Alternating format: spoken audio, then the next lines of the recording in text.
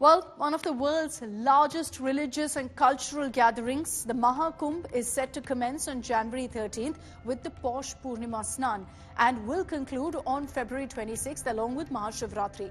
This congregation primarily includes ascetics, saints, sadhus, sadhvis and pilgrims from all walks of life. Let's explain to you what exactly is Maha Kumbh. The Maha Kumbh Mela is a mass Hindu pilgrimage and has been taking place for thousands of years with its origins in Hindu mythology.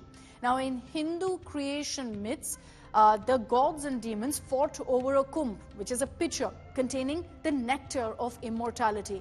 But during the fight, 4 drops of that liquid fell onto earth. One at Prayagraj in Uttar Pradesh, one at Haridwar in Uttarakhand, one at Ujjain in Madhya Pradesh and one at Nashik in Maharashtra. So then, how is the Kumbh site determined? So it's at these 4 places that I mentioned that the Kumbh Mela is held in rotation once every 4 years. Each site celebration is based on a distinct set of astrological positions of the sun, the moon and the Jupiter. In the Sanatan tradition, an auspicious time for every important venture is determined by relating planetary movements to life on Earth. Now, the foremost planet that fixes the time of Kumbh is Jupiter, which is associated with learning and with wisdom. Since Jupiter moves through one zodiac sign in 1 year, it returns to the same sign after 12 years.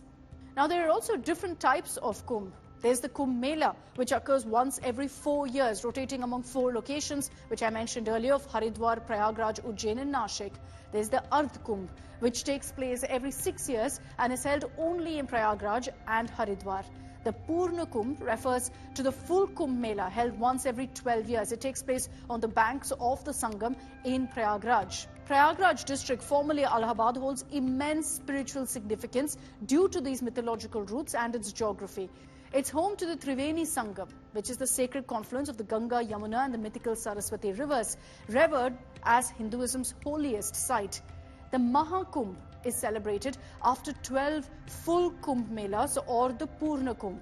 So what you're seeing now is occurring once in 144 years and hence is highly revered. So as part of, in fact, the Maha Kumbh, you have this sacred Shahi Snan. The Shahi Snan stands as the central highlight of the Kumbh Mela and represents the pinnacle of the celebration.